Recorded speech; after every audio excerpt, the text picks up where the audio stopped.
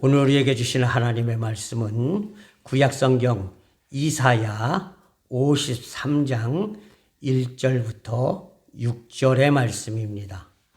제가 가진 성경은 구약 1035면에 있습니다. 받들어 읽겠습니다.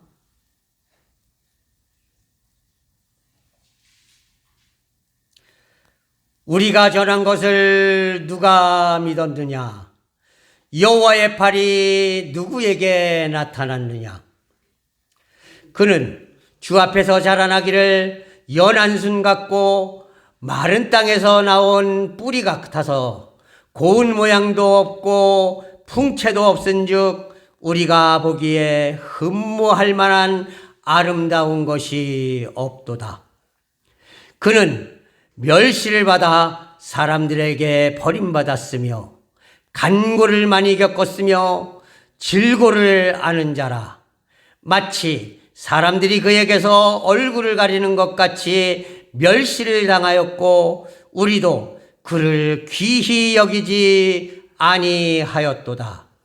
그는 실로 우리의 질고를 지고 우리의 슬픔을 당하였거늘 우리는 생각하기를 그는 징벌을 받아 하나님께 맞으며 고난을 당한다 하였노다. 그가 찔림은 우리의 허물 때문이요 그가 상함은 우리의 죄악 때문이라. 그가 징계를 받음으로 우리는 평화를 누리고 그가 채찍에 맞음으로 우리는 나음을 받았도다. 우리는 다 양 같아서 그릇 행하여 각기 제 길로 갔거늘 여호와께서는 우리 모두의 죄악을 그에게 담당시키셨도다. 아멘. 세상에서 가장 답답한 일이 무엇일까요? 그것은요, 진실이 있는데 그 진실을 깨닫지 못하고 자꾸만 잘못된 길로 갈 때에 그것처럼 답답한 일이 없습니다.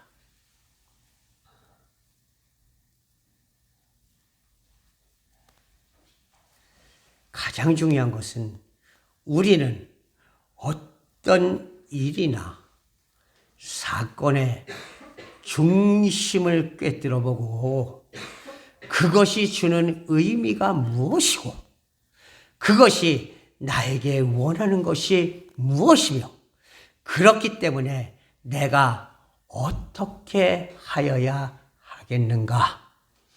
이것을 바로 깨닫는 것이 중요한 것이에요. 그것을 깨닫지 못하면은 결국 점점 잘못된 길로 빠질 수밖에 없고 점점 나빠지는 길로 갈 수밖에 없고 결국에는 망하는 길에 맞닥뜨릴 수밖에 없다라는 사실을 여러분 기억할 수 있기를 바랍니다. 여러분, 안타까운 이야기지만 얼마 전에 한 열흘쯤 전에 이제 부산에서 우리나라가 엑스포를 개최하고자 엄청나게 노력을 많이 했습니다. 대통령께서요, 얼마나 많이 세계를 돌아다니면서 각 나라의 지도자들을 만났는지 모릅니다. 스스로 생각하기도 대견하다고 할 만큼 많은 사람들을 만났어요. 그리고 어리석게도 우리 대통령께서는요, 내가 그 사람들을 만나줬으니까 그 사람들이 틀림없이 우리나라 지원해 줄 거야. 이렇게 생각했다는 거예요. 여러분, 사실 사우디아라비아라는 나라는요, 돈이 엄청나게 많은 나라예요. 그 나라의 왕세자 한 명이요, 우리나라 전체 돈보다도 더 많은 돈을 갖고 있을 정도로 부자 나라입니다. 그러면 당연히 돈을 물쓰듯이 쓰겠죠. 그러면 불리한 게 그 나라일까요? 우리나라일까요? 당연히 우리나라가 불리한 거예요. 자, 그런데요. 이미 그거를 실무에 있는 사람들이 몰랐을까요? 저는 알았다고 생각해요. 자, 그런데요.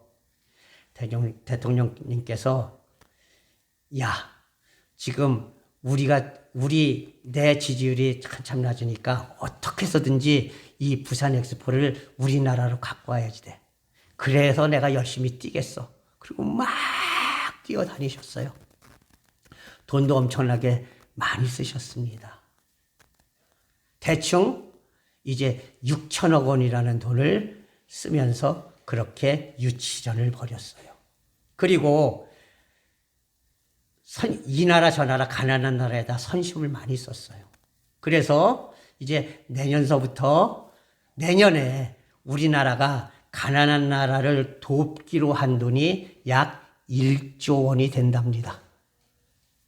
그래서 내년도 예산에 우리나라 외교부 예산이 1조 원이 늘어났어요. 나라가 어렵고 힘들다고 모두가 다 허리띠를 졸라매고 전부 이 예산을 깎았는데 외교부 예산이 1조 원이 그것도 가난한 나라에 선심 쓰기 위한 돈 1조 원이 늘어났어요. 자, 그런데요. 중요한 것은 대통령님, 이거는 도저히 안 되는 일입니다. 그러니까 대통령님, 포기하시는 게 좋을 것 같습니다. 이렇게 이야기한 사람들이 한 명도 없었다는 겁니다. 왜요? 대통령님께서요, 좀 고집이 세신 것 같아요. 그리고 내 생각이 싫다고 그러는 거를 못 견디시는 것 같아요. 그래서 이제 밑에 있는 사람들이 대통령님, 그거 아닌 것 같습니다. 그러면요, 막 화를 낸다는 거예요. 그리고 잘라버려! 이런다는 거예요. 그러니까, 목구멍이 포도청이잖아요. 잘리면 안 되잖아요. 그러니까, 바른 소리를 못 한다는 거예요. 그러니까, 바로 전날까지도 대통령님, 우리가 승산이 있습니다. 오실 때 49까지 쫓아갔습니다. 그러니까 1차 투표에서 3분의 2를 못 넘어가지고 2차 투표를 가면은요, 우리가 열심히 대통령님께서 이 나라 저 나라 돕겠다고 그랬으니까 그 나라들, 로마를 지지했던 나라들이 우리나라 쪽으로 붙으면 우리가 이길 수 있습니다. 이렇게 얘기를 했다는 거예요.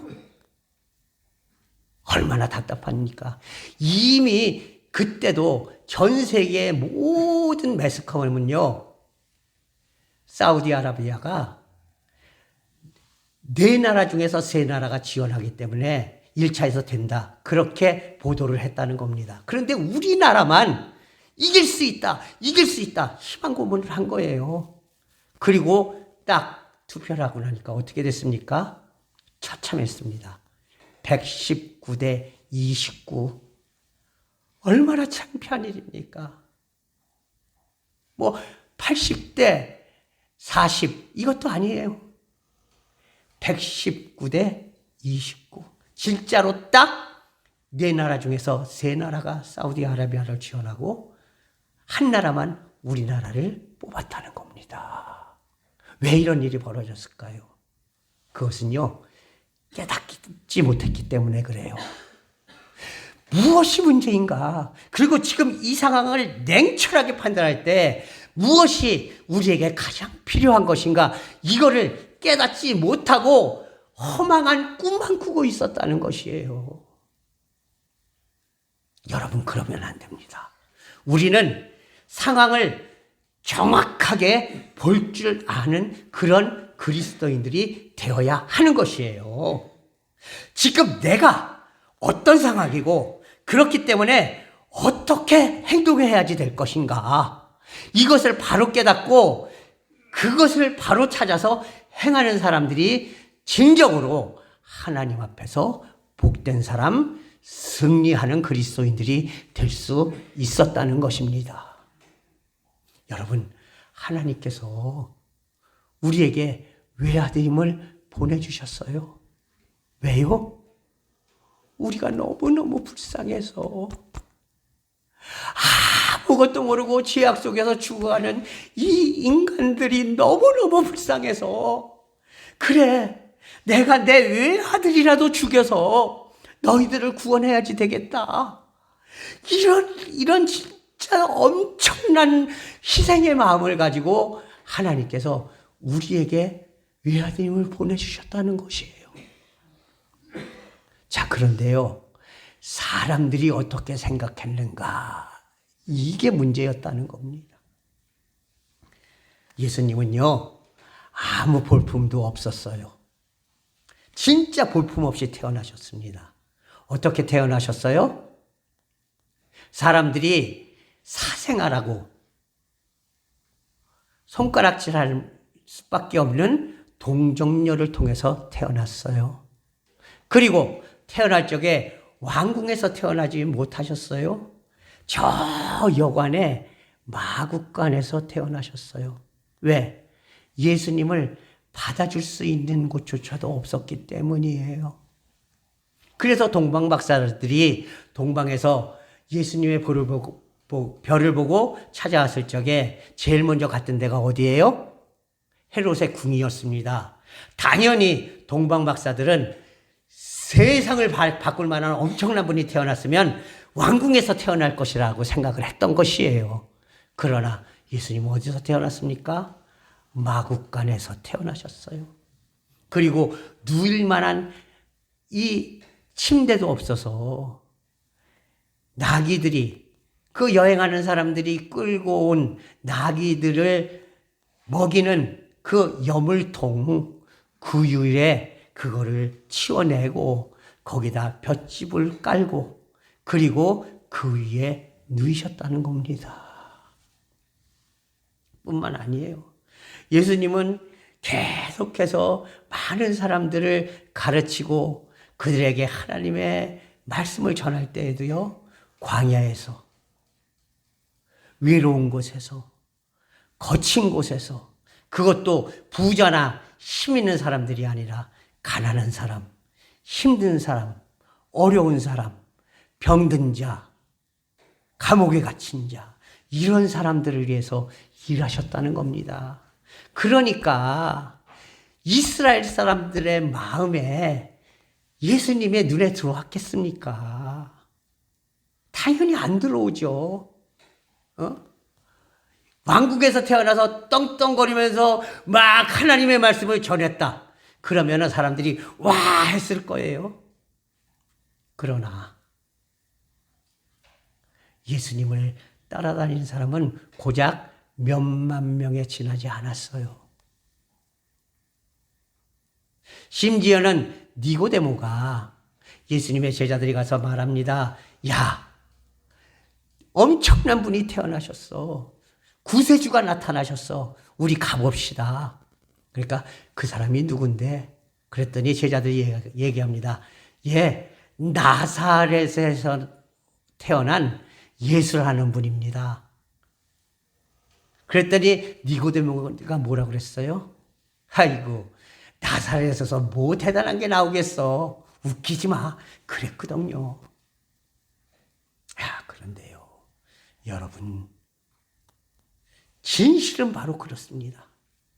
예수님께서 그렇게 태어나시고 그렇게 가르치시고 그렇게 활동하셨던 이유는 공의의 하나님의 무한하신 사랑이 바로 우리에게 임했기 때문이었다라는 것이에요. 무슨 얘기냐? 공의로우신 하나님은요, 죄 지은 것에 대해서는 반드시 그의 죄의 대가를 물으실 수밖에 없는 분이었다는 것이에요. 왜? 하나님은 정의롭고 공의로운 분이니까. 그런데 예수님이 왕궁에서 태어났고 모든 것을 갖추셨고 그래서 자, 내가 너에게 은혜를 베풀게 이럴 수 있는 분으로 태어났다면은요, 그저 인간들은 어때요? 예수님이 너 용서해 줄게 하는 거를 그냥 멀뚱멀뚱 바라볼 수밖에 없는 그런 상황이었다는 것이죠. 그러나 하나님은요, 인간이 왜 그렇게 처참한 죄 속에 빠질 수밖에 없었는가? 그리고 그렇기 때문에 내가 내 아들을 보낼 수밖에 없다는 사실을 인간들에게 친히 가르치기 위해서 너희는 죄인이니 반드시 벌을 받아야지 돼. 하지만 내 아들 예수가 너희를 대신해서 벌을 받아 줄게. 그러니까 너는 예수만 믿어. 그러면 예수가 너를 위해서 벌을 받아 줬으니까 너는 예수를 통해서 구원을 받게 될 거야. 이게 바로 하나님의 은혜요, 하나님의 사랑이었다는 겁니다. 예, 인간이 별볼일 없고 형편없는 존재고, 그리고 죽을 수밖에 없는 그런 별볼일 없는 존재였기 때문에 예수님도 별 볼 일 없는 존재인 인간의 모습으로 태어나셔서 그 별 볼 일 없는 저와 여러분의 모습으로 죄를 받고 돌아가시고 그렇게 벌을 받으심으로써 나를 대신하여서 죽어주셨습니다. 그리고 다시 살아나셨기 때문에 우리는 예수님을 믿기만 하면 구원을 받게 되었다는 거예요. 이게 바로 하나님의 은혜요, 사랑인 것입니다. 그러니까 예수님은요, 절대로 왕국에서 떡떡거리시면서 태어나시면 안 됐다는 거예요. 별 볼 일 없는 존재, 형편없는 존재로 태어나서 인간과 똑같은 모습으로 죄를 받고 인간과 똑같은 모습으로 돌아가시고, 그리고 인간을 대신하여서 부활하심으로써 결국에는 인간을 구원해 주시겠다는 하나님의 그 엄청난 사랑을 이루어 주신 분이 바로 예수 그리스도였다는 것입니다. 그래서 오늘 본문 말씀은 기록합니다. 예수님은 우리가 흠모할 만한 그 어떤 아름다운 모습도 가지지 못하셨다. 그분은 고통도 많이 당하신 분이다. 그분은 괴로움도 많이 당하신 분이다. 그분은 사람들의 멸시도 많이 받으신 그런 분이다. 예? 그러나 이사야는 이렇게 얘기합니다. 그분이 못 박히신 것은, 그분이 채찍에 맞은 것은, 그분이 고통을 당하신 것은 바로 나같이 형편없는 사람을 구원하시기 위해서 나같이 형편없는 모습으로 고난을 받으신 것이다. 그분이 십자가에 못 박히시는 이유는 나같이 형편없는 사람을 구원하시기 위해서 나같이 형편없는 모습으로 십자가에 못 박혀 죽어주실 것이다. 바로 그렇기 때문에 예수님의 나를 위해서 대신 고통받아 주시고 대신 죽어주셨기 때문에 내가 더 이상 벌을 받을 필요 없이 오직 예수님만 믿기만 하면, 그러면 내가 구원을 받는 자로 든든히 설 수 있게 된 것이다. 이렇게 말씀하고 있는 것이에요. 여러분, 이것을 깨달아야 해요. 많은 사람들이 저 형편없는 예수, 저렇게 보잘것없는 예수, 그저 별 볼 일 없는 예수, 아름답지도 않은 예수, 무시당해 마땅한 예수. 자, 왜 고난을 받아? 지가 잘못했으니까 고난받지. 왜 고난을 받아? 지가 죄를 졌으니까, 잘못했으니까 벌을 받는 거지. 이렇게 생각했다는 거예요, 이스라엘 백성들이. 하나님의 은혜와 뜻과 하나님의 사랑은 전혀 생각하지도 않고 깨달으려고 하지도 않고 그냥 아이고, 그래. 저 별 볼 일 없는 선지자 중에 한 명. 별 볼 일 없는 선지자. 예수.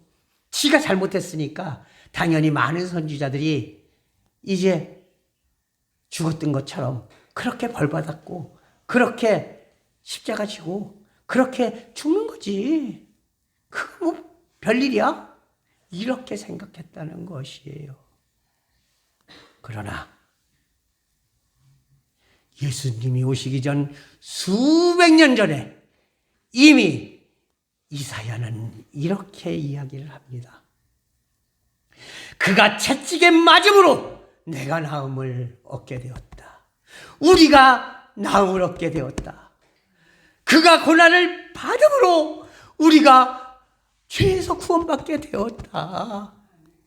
우리는 모두 양 같아서 그냥 자기가 하고 싶은 대로 뿔뿔이 흩어져서 지가 하고 싶은 대로 다 했지만, 하나님께서 그 예수에게 우리의 이 모든 잘못들을 다 지게 하심으로 결국에는 이 별 볼 일 없어 보이는 예수, 형편없어 보이는 예수, 무시당에 싸 보이는 이 예수가 결국 그 고난과 그 고통을 받음으로 내가 나음을 입었고, 내가 구원을 받았고, 내가 살았고, 내가 가치 있는 사람이 되었고, 그리고 내가 하나님의 백성이 될 수 있었고 하나님의 상속자가 될 수 있었다라고 말씀하고 있는 것입니다. 이사야는 말합니다. 야, 이 바보들아! 예수가 핍박을 받은 것은, 예수가 십자가를 진 것은 바로 너 때문이야. 바로 너 때문이란 말이다. 그거를 깨달아야지. 이렇게 이스라엘 백성들을 향해서 호소를 하고 있는 겁니다. 사랑하는 성도 여러분, 하나님의 사랑이 누구를 위해서 나타났다고요? 나를 위해서 나타난 거예요. 하나님이 왜 외아들을 보내셨다고요? 여기 있는 권 목사를 위해서 보냈습니까? 권 목사와 40년 동안 함께 살았던, 35년 동안 함께 살았던 사모를 위해서 이 땅에 오셨습니까? 아니에요. 그저 여기 이 자리에 앉아있는 바로 여러분, 나를 위해서 하나님의 은혜와 사랑이 다가온 겁니다. 언제까지 남 탓만 하고 있겠습니까? 그래, 지가 잘못했으니까 그렇지. 아니에요. 바로 깨달아야 합니다. 바로 깨닫고 하나님의 그 은혜와 사랑을 감사함으로 내 것으로 받아들여야 하는 것이에요. 그래야지 우리가 살 수 있는 겁니다. 그래야지 하나님의 은혜와 사랑을 내 것으로 만들 수가 있는 겁니다. 그래야지 내가 세상에서 승리하는 삶을 살 수가 있는 겁니다. 야, 이 바보들아, 언제까지 그렇게 멍청하게 살래? 하나님이 예수 그리스도를 이 땅에 보낸 것은 바로 너 때문이야. 바로 너 때문이야, 너. 사랑하는 성도 여러분, 이제 나를 위해서 외아들까지도 아낌없이 이 땅에 보내시고, 그 외아들을 죽음으로 내보셔서 나를 구원하여 주신 그 하나님의 은혜와 사랑을 바로 깨닫고 내 것으로 만드는 사람이 됩시다. 하나님의 인도하심에 무릎 꿇고 하나님의 그 은혜와 사랑에 감사할 수 있는 사람이 됩시다. 그래야만 내가 진정으로 예수 그리스도를 통하여서 세상에서 승리하는 그리스도인이 될 수가 있는 겁니다. 우리가 이것을 기억하고 오직 하나님의 은혜와 사랑 가운데서 언제나 하나님의 그 은혜와 사랑을 바로 깨닫고 나를 위해서 엄청난 은혜를 베풀어 주신 하나님의 사랑을 나의 것으로 만들어서 언제나 승리하는 삶을 살아갈 수 있는 그런 믿음의 삶들이 될 수 있기를 주님의 이름으로 간절히 부탁을 드립니다. 기도하겠습니다. 오 사랑의 하나님 아버지, 하나님의 은혜와 사랑을 이 시간 감사합니다.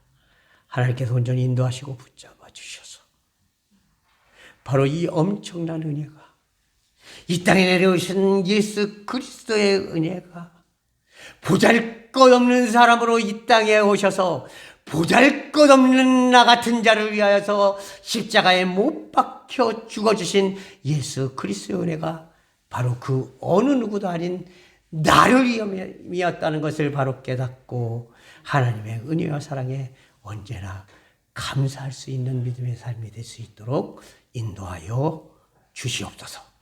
그래야 해서 하나님의 뜻을 바로 깨달아 언제나 승리하는 그리스도인이 될 수 있도록 인도하여 주시옵소서. 예수 그리스도의 이름으로 감사하며 기도하옵나이다. 아멘.